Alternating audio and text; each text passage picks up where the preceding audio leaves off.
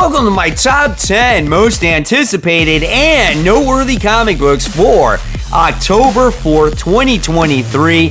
It's never too early to start that pull list for next week, and hopefully this list does help you make decisions on what comic books to buy.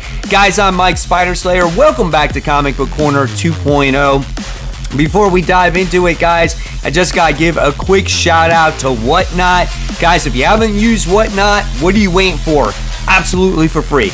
I got a link in my description box. I'll even leave it in the comment section where you can click on it, create your profile, and once you bid on that first auction and you win it, you're gonna save $15 off of that purchase, whether it's comics, toys, Funko Pops, Hot Wheel cars, whatever it is, you can use that $15 off. So use Whatnot today, absolutely for free. It definitely helps support the channel as well. Kicking off this countdown is the Hot Seat, and the Hot Seat book is definitely going to go to Jonathan Hickman's Gods. There has been so much advertising for this crazy-ass book. It's absolutely insane.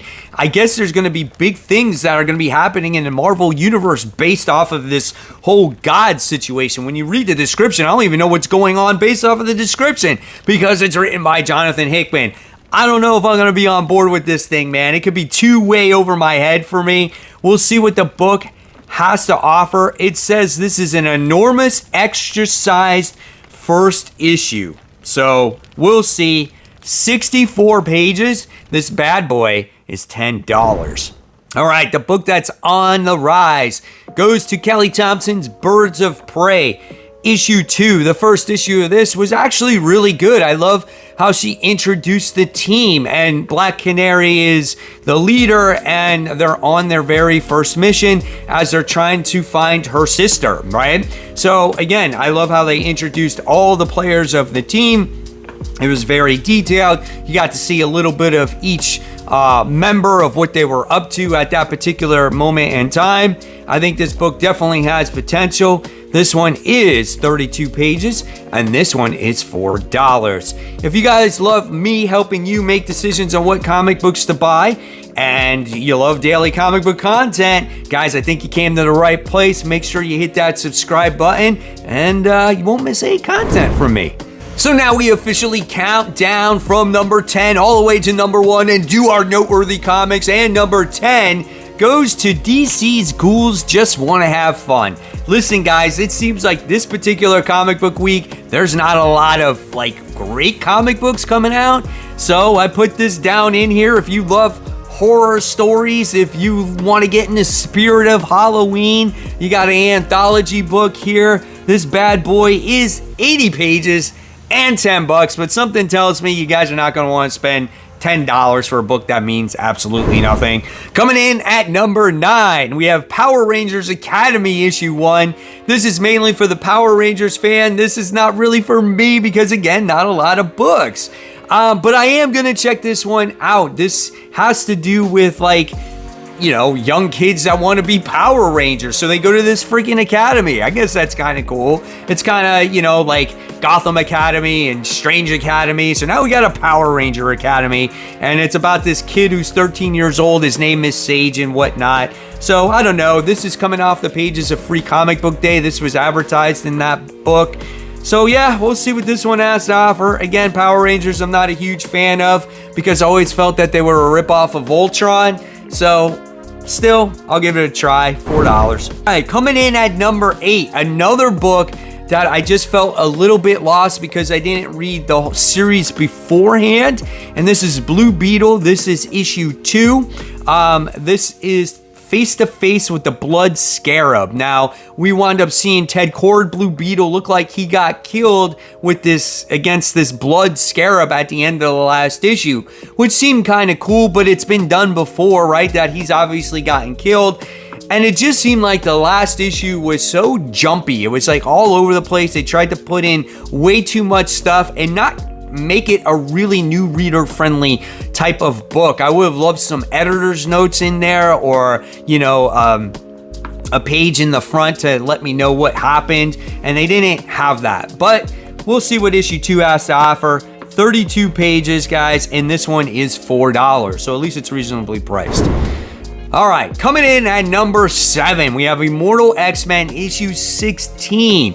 So now Apocalypse makes his appearance back in the pages of X-Men, and I'm curious to see what's going on with him with the whole Fall of X situation. We wind up getting to see all the mutants that wind up disappearing through the gates. They wind up emerging in this desert, and then they found this oasis and whatnot, and now Apocalypse is somehow going to be there. I'm not going to lie, the last issue wasn't really all that great. We'll see how this one turns out. 28 pages, $4. This might be a week where you guys can save some money and might not buy that many comics. Coming in at number 6, we have Red Goblin issue 9. So Normie Osborn has been losing himself to the corrupting influence of the symbiote, but his family and Dylan Brock are ready to mount a final push to save Normie from himself. That's been the struggle throughout this entire comic. It's been an okay comic, but it hasn't been anything fantastic. I think it started off good, and now I feel like it's gone on a little bit too long. It's been very repetitive. We actually got to see, I think it was Ulrich wind up getting almost the symbiote last issue, and then it wind up going back to Normie right away. They're just trying to fill in a lot of stuff when it's not really needed. I just feel like it's being dragged on. If this ended on issue 6, that probably would have been perfect for me. This book is 28 pages, $4. Moving on to number 5. We have Plot Holes, issue 2. This is done by Sean Murphy. This book was actually very interesting. It's a very complex plot about all these failed characters that were in stories that their books actually did not sell, and they wind up going into this digital world where obviously books are being published, and they're a team that has to save like books from failing. Okay, it's just so weird. And if all these books don't get published, then what happens is this digital book world will wind up being forever lost. So it's their job to save it, right? And you get to see all these different cast of characters work together, and there's this manga character, and there's this tiger character, and there's this character that was like an actual artist. So yeah, it's pretty weird. It's a very hard book to understand. You have to read it on its own time and be ready to digest it, but it's something completely different, guys.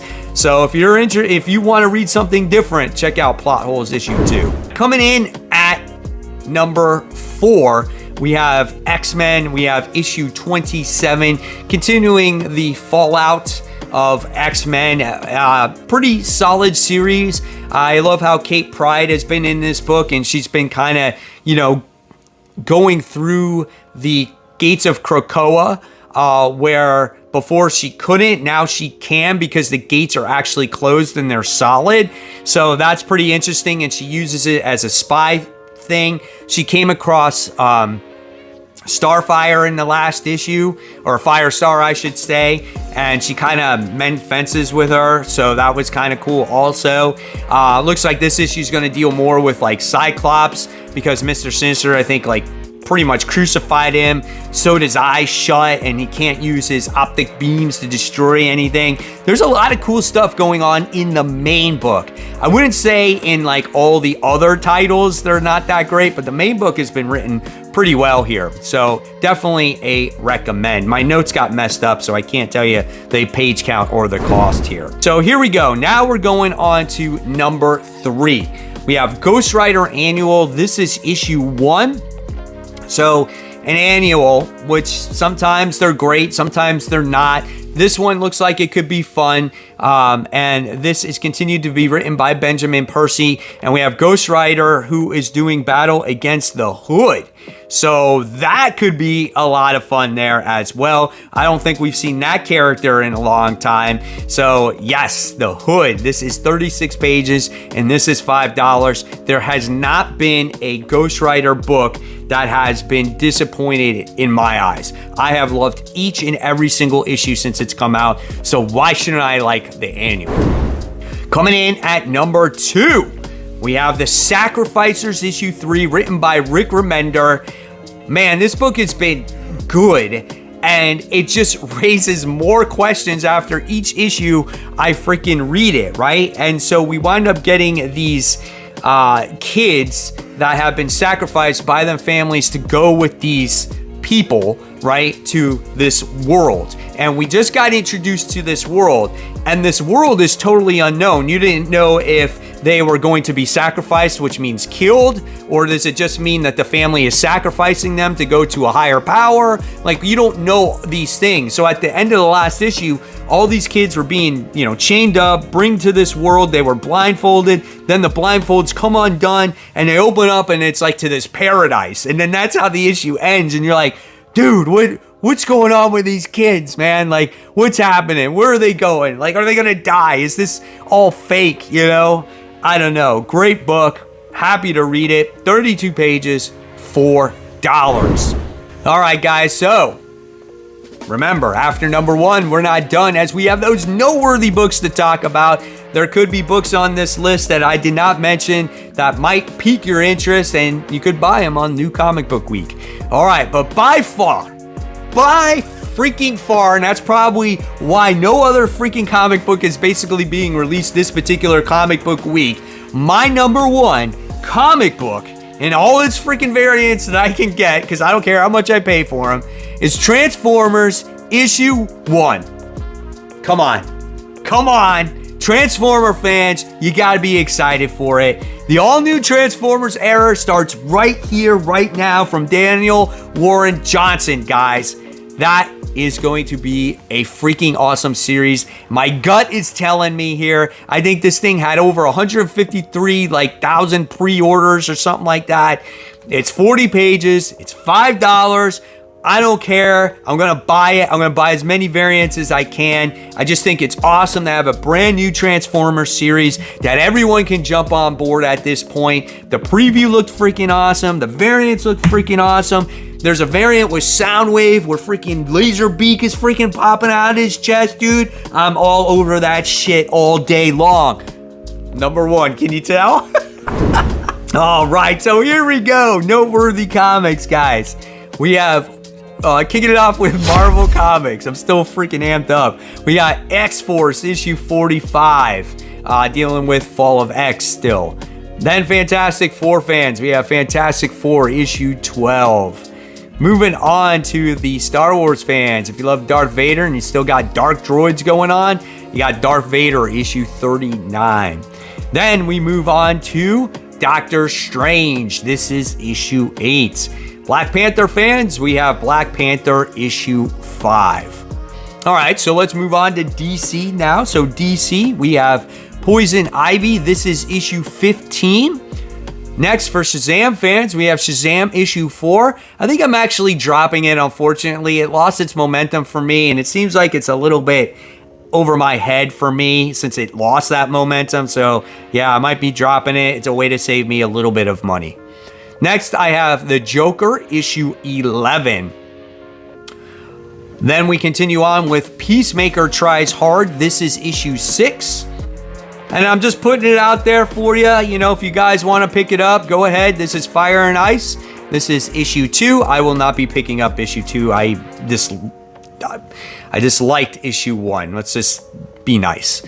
And then for the, young at heart, for the kids out there, we got Scooby-Doo and Where Are You issue 124. Moving on to some indies now, we got King Spawn issue 26. Then we have The Walking Dead Deluxe issue 72. From Boom, we have Ghost Lore issue 5. Next, we have 007 for King and Country issue 5. Dark Horse has Masters of the Universe Forge of Destiny issue 2. And we have next from Dynamite Vampirella, Dead Flowers issue 1. And then we also have Buffy the Last Vampire Slayer. This is issue 3. So there you guys have it. There are my most anticipated and noteworthy comics for October 4th, 2023. I want to know in the comments below what you guys are most looking forward to Is it Transformers? Is it gods? Let me know. And of course, guys, if you love my content, there's more content right here to click on. This is my top 10 most anticipated comic book covers, or sorry, this is my top 10 comic book covers of the week where you get to vote on your favorite comic book cover. I'm still like flabbergasted from Transformers. And of course, guys, remember to support your local comic shops. Keep buying, keep collecting, but more importantly, read those comics. Guys, I'll see you real soon.